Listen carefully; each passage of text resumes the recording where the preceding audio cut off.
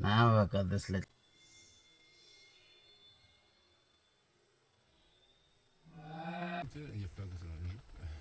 Easy peasy. Alright, I'm seeing the rocks, just not seeing my bait.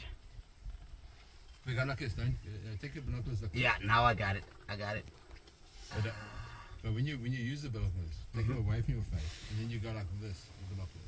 Don't go like this. And then Oh, don't start down and then. you keep your eyes on the bird, and you bring the binoculars to And the it bird. works. Yeah. Yeah, thank you so much.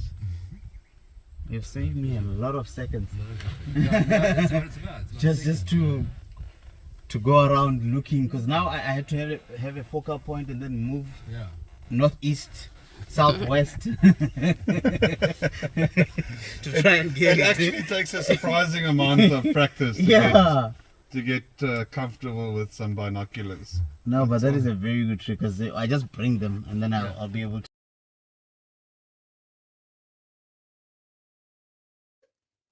Leave a like and follow.